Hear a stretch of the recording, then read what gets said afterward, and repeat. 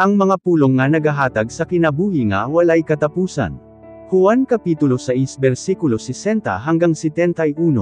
Daghan sa iyang mga sumusunod ang nakadungog sa iyang gitudlo ug mingon, labihan kalisod kining iyang gitudlo, kinsay makadawat ni ini. Bisan walay nagsulti kang Hesus, nahibaluan niya nga ang iyang mga sumusunod nagabagulbol tungod ni adtong iyang gitudlo. Busa mingon si Hesus kanila, nahiubos ba kamo sa akong gisulti? Ansaon na lang kon ako nga anak sa tawo makita ninyo nga mo kaya balik sa akong gigikanan. Ang Espiritu Santo mao ang nagahatag sa kinabuhi. Ang tawo dili makahimo ni ini. Ang akong gisulti kaninyo gikan sa Espiritu Santo, ug nagahatag sa kinabuhi. Apan diha kaninyo adunay mga wala nagatuo kanako. Mingon siya nini tungod kay nahibaluan na niyang daon kon kinsa kadtong mga dili mo tuo ug kon kinsa ang magluib kanya.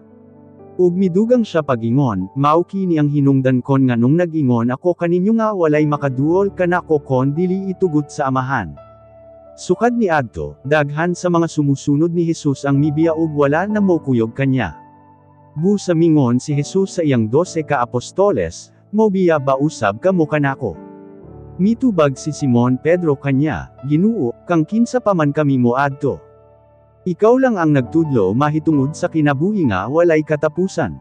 Nagatuo kami kan imo tungod kay nahibaluan namo nga ikaw mao gayud ang balaan nga gipadala sa Dios.